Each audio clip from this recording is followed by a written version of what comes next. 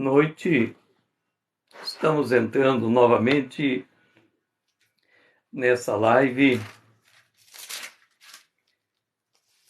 e, como vocês sabem, eu tenho trabalhado o tema sobre andar com Deus. E quando a gente trabalha nessa temática, nós retornamos a Enoque. Enoque andou com Deus e Deus o tomou para si.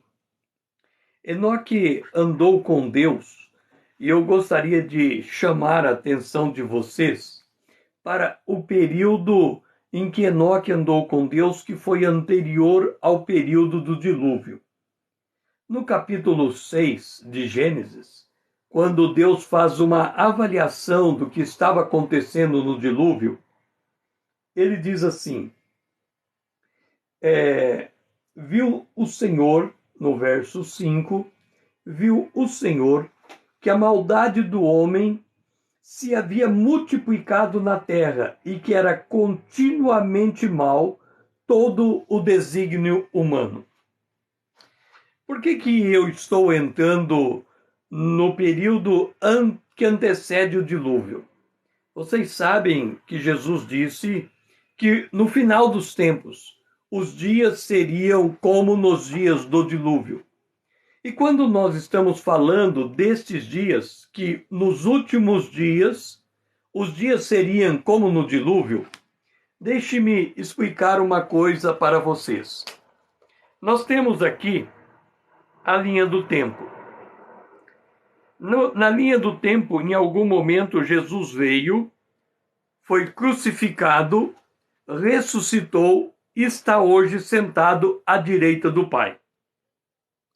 Nós estamos vivendo, em algum momento, nesse ponto da história. Como que nós vamos poder, entre a cruz e esse ponto da história, saber quando que começam os dias de Noé? Os dias de Noé começaram em 1948.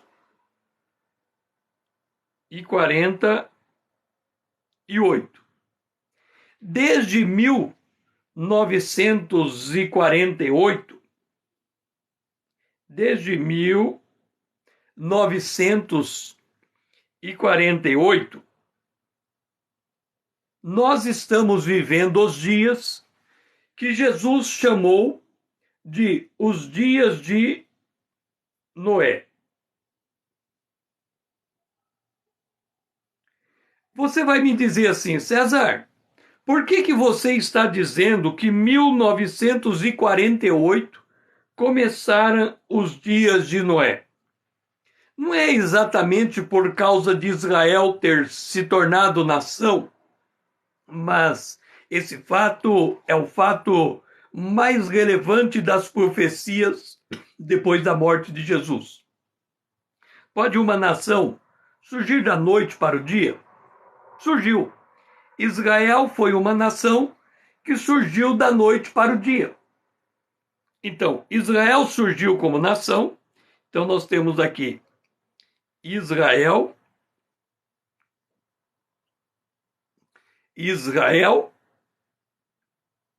Eu tenho que escrever de trás para frente, né? Israel. Nós temos aqui Israel.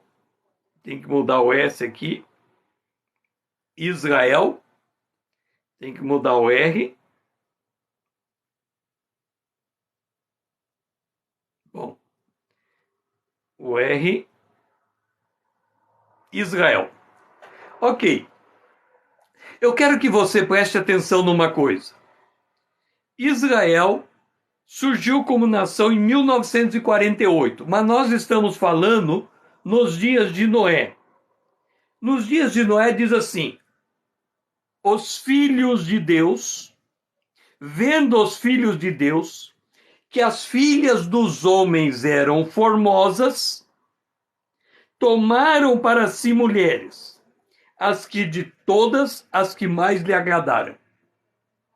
Eu pergunto para você, depois da cruz, que dia você pode dizer que os filhos dos homens viram as mulheres e tomaram aquelas que mais lhe agradaram. Eu creio que muitos não se lembram, mas na década de 60, aconteceu o movimento hippie. E o que foi o movimento hippie? Liberação do sexo. A partir da década de 60 se quebrou o tabu, começou a quebra do tabu da virgindade. O tabu da virgindade, ele caiu na década de 70. E desde a década de 70 em diante, o sexo ficou livre. Agora, a partir de 1960, com o movimento hippie, nós tivemos a liberação sexual. E por que eu chamo a atenção sobre este ponto? Lá em Gênesis, no capítulo de número 2, está dito: o homem une a sua mulher e tornam dois uma carne só. Ok? Quando Jesus veio, ele reafirmou o que estava escrito em Gênesis. O homem une a uma mulher e se torna os dois uma só carne. Ok, todos sabemos de que, do ponto de vista da Bíblia, o casamento é para ser feito uma vez por toda e não poderia haver separação. Mas não é isso que eu quero chamar a sua atenção. O problema é que o apóstolo Paulo, em 1 Coríntios, no capítulo de número 7, eu acho, ele diz assim: o homem se une a uma prostituta e se torna uma carne com ela. Entenda o que Paulo está dizendo. Ele está dizendo que o homem que se une com uma prostituta torna uma carne com ela. Você vai dizer: César, o que isso tem a ver com o casamento? Acontece que o homem que se une à sua esposa torna uma carne com ela. E o homem que se une com uma prostituta torna uma carne com uma prostituta. O problema de falar que o homem unido a uma prostituta vira uma carne com ela é que a prostituta, no caso que Paulo está citando, é o relacionamento mais fortuito do ponto de vista sexual.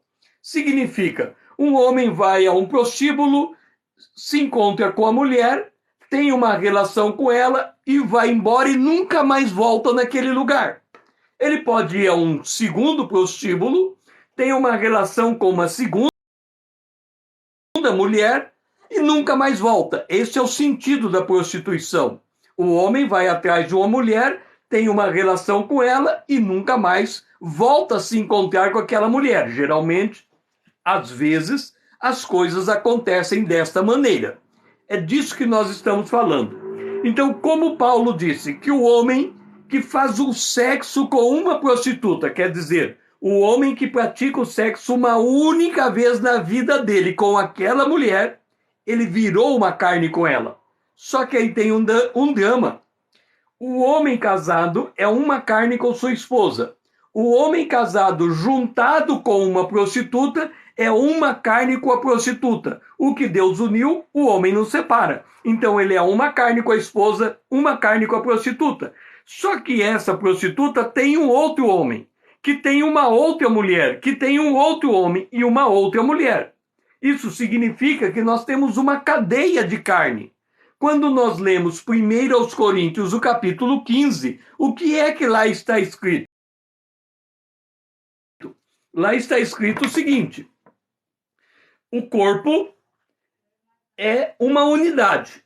Quando um membro do corpo sofre, todo o corpo sofre. E quando um membro do corpo fica feliz, todo o corpo fica feliz. Segundo 1 Coríntios, o capítulo 12, está falando do corpo de Cristo. Qual é o princípio do corpo? Se o meu dedo do pé é machucado, todo o meu corpo sente a dor. O membro da igreja, se o membro é machucado, porque todos estão ligados pelo mesmo Espírito Santo, todos sentem a dor. Agora, o homem casado com a mulher é uma carne com ela, com a prostituta uma carne com ela. Isso significa que se essa prostituta, num outro relacionamento, levar uma surra, a esposa daquele homem sofre também o que a prostituta está sofrendo. É uma carne, é um bolo de carne. O que nós estamos dizendo? Estamos nos dias de Noé. Os homens, os filhos de Deus, viram as filhas dos homens e geraram os valentes da antiguidade. Mas vamos voltar para Gênesis. O que acontece em Gênesis? Quando nós lemos, estamos falando antes do período do dilúvio, nós vemos que Adão e Eva conceberam Caim. E todos conhecem a história. Caim matou Abel. Ok, não é isso que eu quero chamar a sua atenção. O que eu quero chamar a sua atenção é para o que Caim fez depois que ele matou Abel. Vamos acompanhar a vida de Caim e verificar se existe alguma semelhança com o período anterior ao dilúvio com o período posterior ao dilúvio. Quando nós lemos acerca de Caim, diz assim: Deus chega até Caim e fala assim: que fizeste? A voz do sangue do teu irmão clama da terra a mim. Então Deus chega até Caim e diz assim: Caim, você matou Abel. O sangue de Abel está clamando lá na terra. Caim diz assim: é tamanho o meu castigo que já não posso suportar. Quer dizer, ele não pediu perdão. Ele manteve a sua atitude de rebelião contra Deus e pediu um salvo-conduto. Ele diz assim: eu vou sair da tua presença e vou me esconder, e serei um fugitivo e errante na terra. E quem comigo encontrar vai me matar. Então, observa a atitude de Caim. Caim disse assim: Deus, eu matei Abel, não quero te dar satisfação, eu vou sair da tua presença, só que a hora que eu sair da tua presença, alguém vai me matar. O que Deus faz? Ele diz assim: não vai acontecer desse jeito. Você vai ter um salvo-conduto. Você sai da minha presença, mas eu vou te dar um salvo-conduto para ninguém te matar. Senão, a tua descendência vai deixar de existir. Então o Senhor diz assim: qualquer que matar a Caim será vingado 7 vezes. E pôs o Senhor um sinal em Caim, para que não ferisse de morte quem quer que o encontrasse. Vamos entender a cena. Caim mata Abel, Deus chama Caim para se arrepender, Caim não se arrepende e diz que vai sair fora da presença de Deus. Deus diz a ele: ok, você pode sair. Aí Caim cai na consciência, ele diz: mas se eu sair fora da tua presença, qualquer um que encontrar comigo vai me matar. Aí Deus disse: de jeito nenhum, eu vou pôr um sinal em cima de você e você não vai ser morto, você pode seguir a sua vida. E aí no verso 17 diz assim: coabitou Caim com sua mulher, ela concebeu e deu luz a Enoque, não é o Enoque que andou com Deus, é outro Enoque. E Caim edificou uma cidade. Espera lá. Até agora, quem está lendo Gênesis do capítulo 1 até o capítulo 4, não existe ninguém construindo uma cidade. Caim, ele era lavrador. Abel, ele cuidava de ovelhas. Ou seja, eles desenvolviam atividades rurais. A partir de Caim, nós passamos a ter cidades no mundo. Antes do dilúvio, tem cidades. Depois do dilúvio, as cidades continuam. Quem é que construiu a primeira cidade? Caim. Se nós pegarmos a geração santa, a geração que vai de Adão a Sete, e segue em diante a Metusalém, e depois vai até Noé, depois chega até Abraão. Quando chega em Abraão, eles dizem, eles têm uma expectativa de uma cidade que vem de Deus, que uma cidade que vem do céu. Então, note uma coisa: o povo de Deus na terra, no Antigo Testamento, esperava uma cidade vinda do céu. Quando Israel se torna nação, Deus escolhe Jerusalém para colocar o nome dele em Jerusalém. E a cidade de Jerusalém passa a ser chamada da cidade do grande rei. Então, procure entender o contexto bíblico das sociedades ou das civilizações. Todas as cidades do mundo, sem exceção, aliás, todas as cidades do mundo, à exceção de Jerusalém, pertencem ao homem. Jerusalém pertence a Deus. Aí você vem e me pergunta: César, por que Deus estabeleceu Jerusalém como a cidade do grande rei, a sua cidade? Entenda uma coisa: quando a serpente chegou lá no Jardim do Éden, ela enganou a mulher, que convenceu o homem a comer do fruto proibido, e o casal foi expulso do Jardim do Éden. A partir daí, o mundo jaz no maligno. Se o mundo jaz no maligno, entenda a estratégia das trevas. Em que condição o planeta Terra passaria a pertencer exclusivamente a Satanás, à serpente, ao grande dragão, ao Deus desse século? Se ele conseguisse tirar da terra todo o salvo. Se ele conseguisse tirar da terra todo o salvo, a terra lhe pertenceria. O que Deus fez? Ele diz: Jerusalém é minha cidade. Eu quero ver você tirar Jerusalém da minha mão. Tanto é verdade que a batalha de Armagedon é uma batalha para livrar Jerusalém da destruição final. Então Deus garante a sua cidade. Voltamos ao período anterior ao dilúvio. Caim constrói uma cidade. E o que nós estamos dizendo com isso? Que o espírito que estabelece uma cidade é o espírito de Caim, o espírito desse mundo. Esses dias eu estava ouvindo um programa de rádio na cidade em que eu estou, e o radialista dizia assim: esta cidade cresceu desordenadamente. E esse é o veredito para todas as cidades do mundo. As cidades do mundo crescem desordenadamente. Mesmo Brasília, que foi planejada num determinado ponto da cidade, há um crescimento desordenado.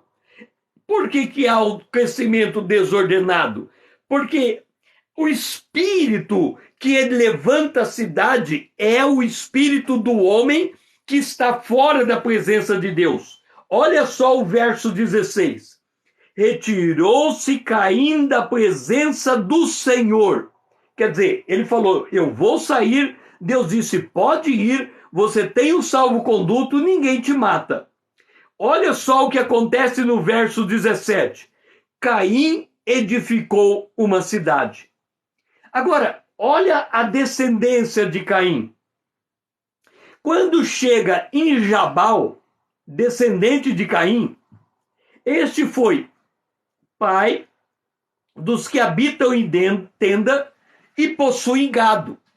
Ou seja, a descendência de Caim foi responsável pela atividade agropastoril na terra.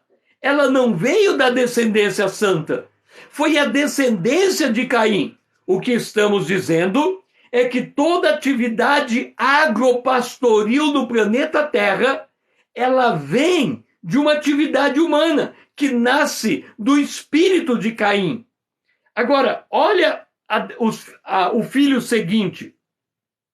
O nome do seu irmão era Jubal, e esse foi pai de todos os que tocam harpa e flauta. O que é que estamos dizendo? Harpa e flauta. Toda atividade cultural nasceu da descendência de Caim. Olha os elementos que nós estamos encontrando na descendência de Caim. Caim edifica uma cidade. O seu filho inicia a atividade agropastoril.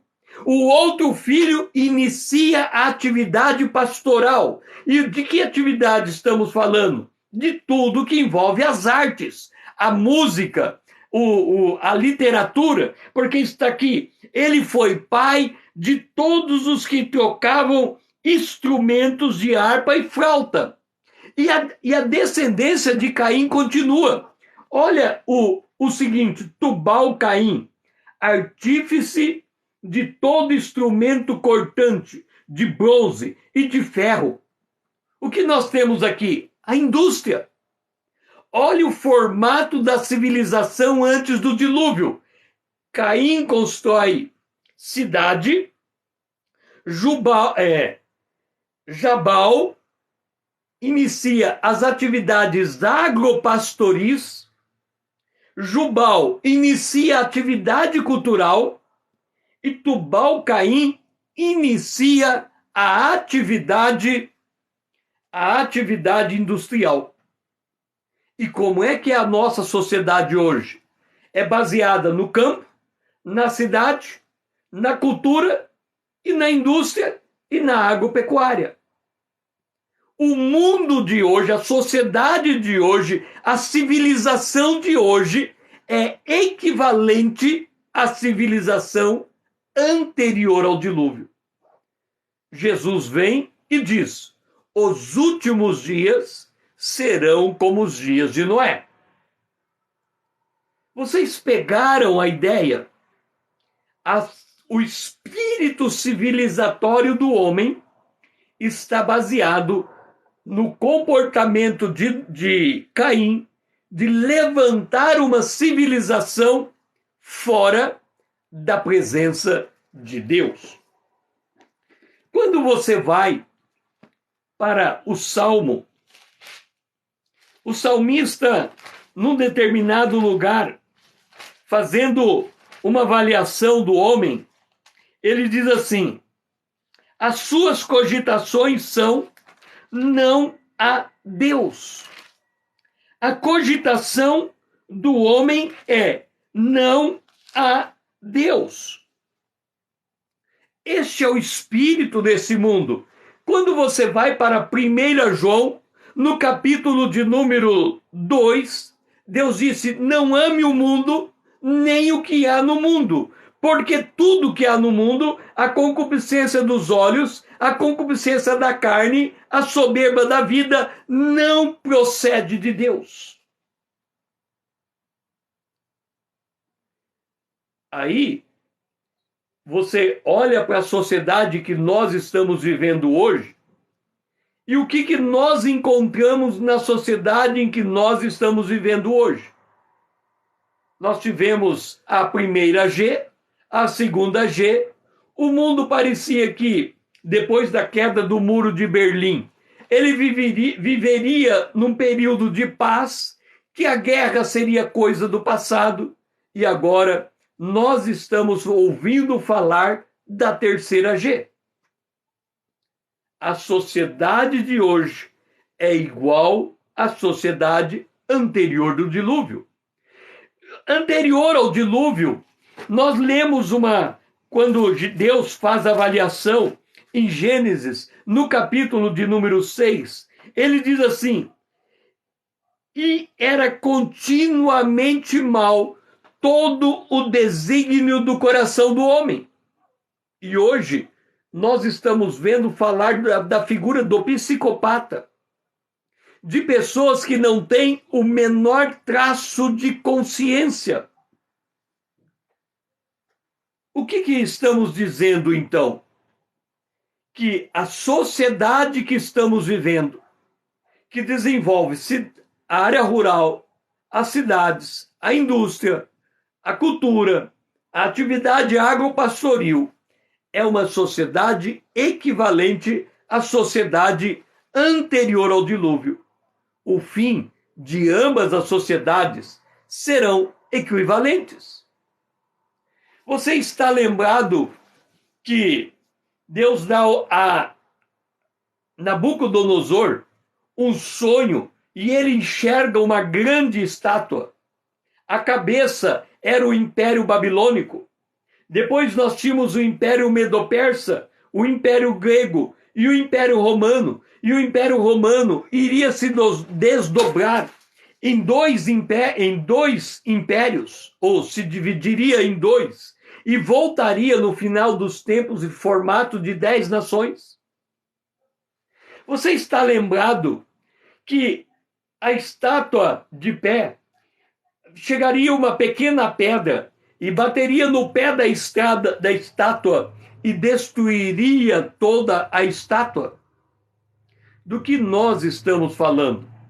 Nós estamos falando que nós vivemos em uma civilização equivalente ao período antes do dilúvio, quando os homens se articulam para derrubar o Cordeiro de Deus. Você vai dizer, César, do que é que você está falando? Eu estou falando do Salmo de número 2. E o Salmo de número 2, ele diz a respeito deste mundo. E ele fala o seguinte: os reis da terra se levantam, e os príncipes conspiram contra o Senhor e contra o seu ungido, dizendo: rompamos os seus laços e sacudamos de nós as suas algemas. Lembra que eu falei do movimento hippie na década de 60? Lembra que eu falei que na década de 70 caiu o tabu da virgindade?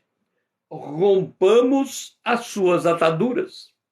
Qual é a grande discussão hoje, lá no país, nos Estados Unidos? Não é se vai ter ou não aquela coisa de tirar a criança do ventre da mãe? Eles não estão querendo quebrar todas as amarras, todas as ataduras e viver completamente fora, isentos da lei de Deus. É nesse cenário que se insere Enoque. Enoque andou com Deus nesse cenário. Depois veio Noé, que recebeu as instruções para construir a arca, e é dito que também Noé andou com Deus. Nós vivemos em uma época em que nós precisamos desesperadamente aprender a andar com Deus. Se nós voltarmos ao período anterior ao dilúvio e chegarmos em Lameque e Metusalém, e Metusalém gerou Lameque, e Lameque gerou Noé. E quando Lameque gera Noé, ele vai escrever assim: este, Noé, nos consolará dos nossos trabalhos e das fadigas das nossas mãos nessa terra que o Senhor amaldiçoou. Alguém, olhando o que eu disse, pode dizer assim: César quer dizer que não há lugar para o crente trabalhar nessa terra, prosperar nessa terra? Sim, há.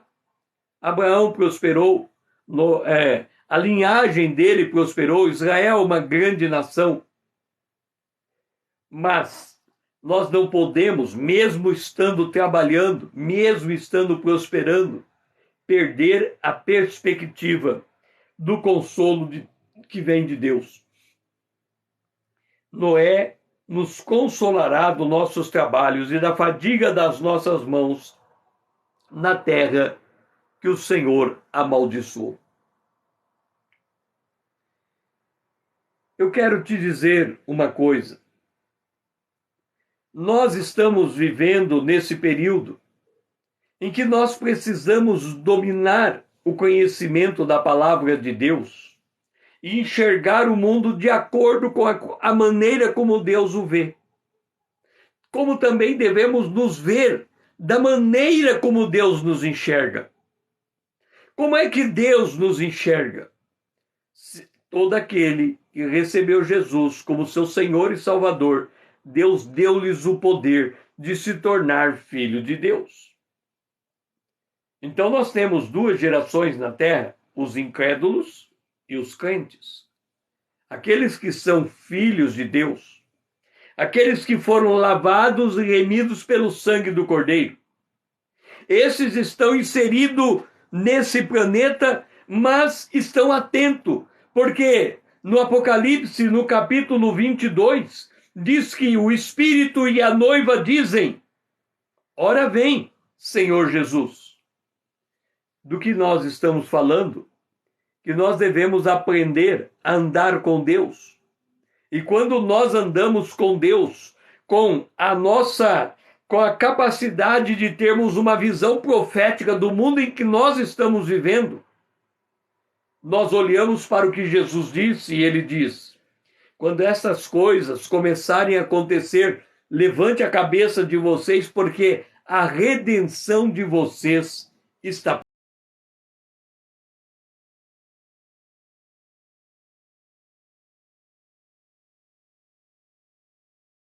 próxima.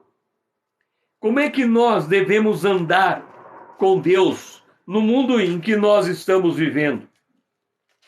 O apóstolo Paulo, ele vai explicar este caminhar em Romanos, no capítulo, deixe-me ver aqui, Romanos, ele diz assim, vamos ver se está no 14, ele diz assim, a ideia que ele traz é: a nossa salvação hoje está mais perto de nós, aqui, 13:11. E digo isto a vós outros, que conheceis o tempo. Você consegue enxergar o tempo em que estamos vivendo? Você que conhece o tempo, já é hora de vos despertardes do sono. Porque a nossa salvação está agora mais perto do que quando no princípio cremos. Entenda uma coisa: Jesus morreu, ressuscitou, está à direita do Pai e ele está voltando. Quanto mais nós avançamos no tempo, mais próximo fica a vinda de Jesus. Nós podemos ser a última geração na Terra. A expectativa da volta de Jesus é para ontem, porque desde os dias de Paulo se cultivava esta expectativa. Mas aí, Paulo vem e faz uma advertência. É hora de vos despertardes do sono. Lá em Efésios, no capítulo 5, Paulo diz assim: desperta, ó tu que dormes, levanta-te de entre os mortos, e Cristo te iluminará. Ele está dizendo assim.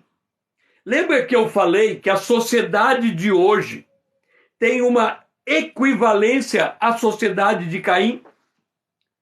Caim edificou cidade. O seu primeiro filho desenvolveu a agropecuária. O seu segundo filho desenvolveu a cultura.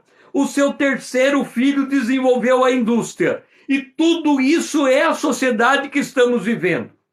Lameque tinha esperança em Noé, porque Noé lhe consolaria do trabalho e da fadiga de viver neste mundo. Lembra de Ló? Ló vivia em Sodoma, uma cidade próspera, mas que estava tudo destruído pela corrupção daquele povo, até que veio o fogo do céu. Então Paulo chega e diz assim: desperta você que está dormindo, você que está vivendo como morto. O que é viver como morto? É viver sem perspectiva das coisas vindouras. É viver tocando a vida. É viver cuidando das coisas desse mundo. Jesus disse: não deixe que os cuidados dessa vida e que a fascinação das riquezas ocupe o coração de vocês. Ele está dizendo: olha, você deve trabalhar aqui, olhando para lá. Você deve trabalhar aqui, clamando a Deus, dizendo: vem, Senhor Jesus, esperando pelo arrebatamento da igreja. E aí, Paulo vem e diz assim: desperta você que dorme. Deixe-me falar desse sono. Se nós formos a Isaías capítulo 29, ele vai dizer quem é que põe o povo de Deus a dormir. No capítulo 29, ele vai dizer o seguinte: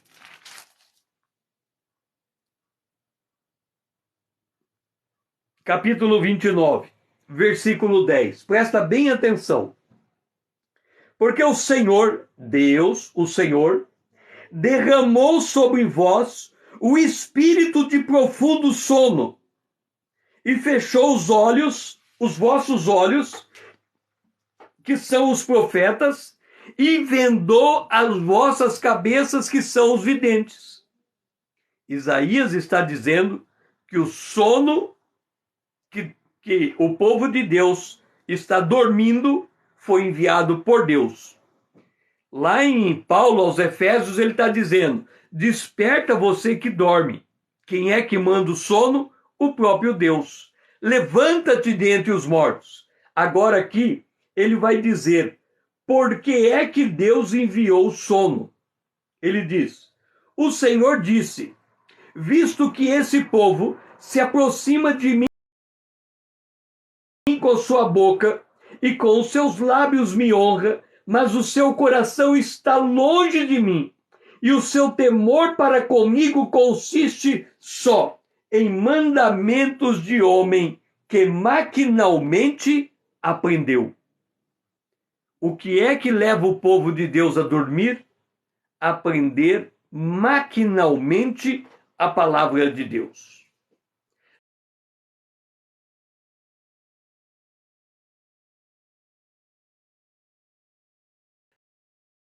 Não ter consciência do conteúdo desta palavra. Isto faz o povo de Deus dormir. O que eu quero concluir de tudo que eu estou falando? É hora de nos despertarmos. É hora de nos voltarmos à palavra profética. É hora de analisarmos o mundo em que estamos vivendo pelos olhos da Bíblia. É hora de pedir para que o próprio Cristo nos esclareça. É hora de aprendermos a andar com Deus nesse mundo que se está tornando um mundo extremamente perigoso. É hora de termos um povo que é como foi Noé, que andou com Deus, como foi Enoque, que andou com Deus, como foi Elias, que andou com Deus. Nós precisamos levantar uma geração que tenha essa intimidade com Deus e não se deixe enganar pela aparência das coisas deste mundo. Eu sou grato a Deus por você estar aqui comigo. Se não houver nenhuma pergunta aqui,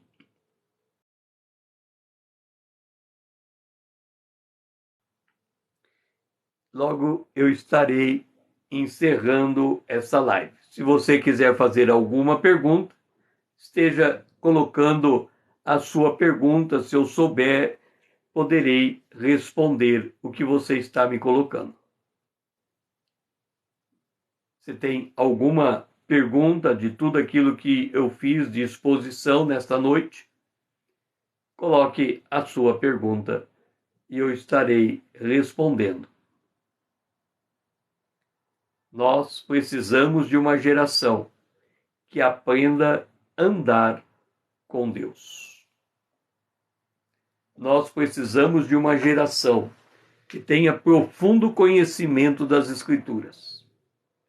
Nós precisamos de uma geração que seja bem dispostas, como foi aquela que João Batista levantou para a primeira vinda de Jesus.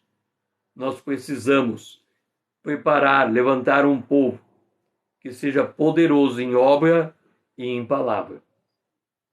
E quem sabe você faz parte desses que tem esse chamado para andar com Deus em dias que estão cada vez mais difíceis. O pastor da igreja em Tucson, o pastor, ele falou, não sei se vocês sabem, nos Estados Unidos, tem uma igreja que ora 24 horas por dia, dia e noite. Um profeta entregou uma palavra para o pastor daquela igreja e ele disse: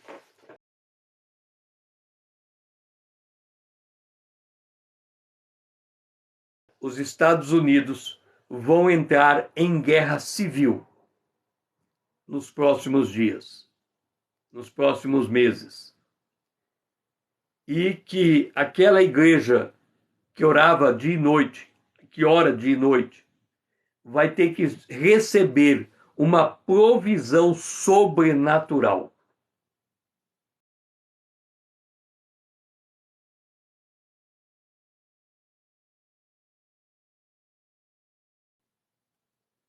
É desse nível de vida que nós estamos falando, em que nós precisamos de gente habilitadas a andar com Deus. Porque se você ler as notícias da Europa, dos Estados Unidos, já começam a faltar alimento para aquele povo. Lembra que veio a seca e Elias foi para a casa da viúva? Nós estamos vivendo o maior ataque contra o corpo de Cristo em toda a história. O único país que está mais ou menos posicionado é o Brasil. Mas a gente não sabe até quando nós estaremos vivendo nesse ambiente de paz que estamos caminhando. Nós precisamos nos preparar no conhecimento da palavra de Deus, para que nós sejamos soldados para a hora da batalha final. Porque essa será uma batalha da luz contra as trevas. E muitos pagarão com o sangue por conta da fé que vão exercer nesses dias. Então nós precisamos nos voltar, enquanto é tempo, à palavra de Deus, ao conhecimento desta palavra. O homem natural não compreende as coisas de Deus, porque lhes parece loucura. Para que nós possamos desenvolver aquilo que a Bíblia chama a mente de Cristo, que é o Espírito Santo em nós, Jesus disse que ele enviaria o Espírito Santo para conosco, e o Espírito Santo nos guiaria em toda a verdade.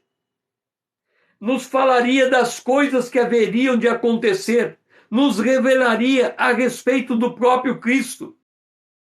E quando Paulo fala à igreja de Éfeso, desperta você que está dormindo, nós devemos lembrar que quando Jesus fala a esta mesma igreja de Éfeso lá no Apocalipse, ele fala: lembra-te de onde você caiu e volta para o primeiro amor.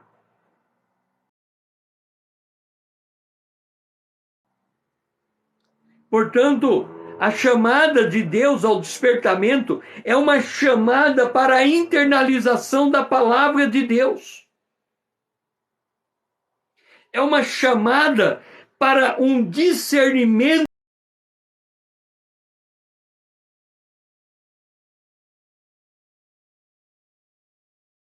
profundo.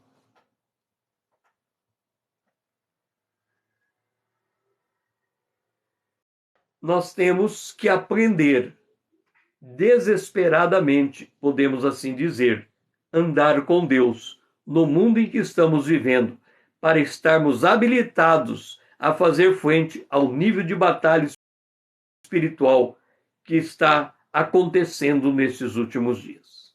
E com isso, eu estou terminando a live de hoje. Que o Senhor seja louvado, e se o Senhor me permitir, estarei voltando aqui amanhã, às 20 horas, de novo. Que o Senhor seja louvado.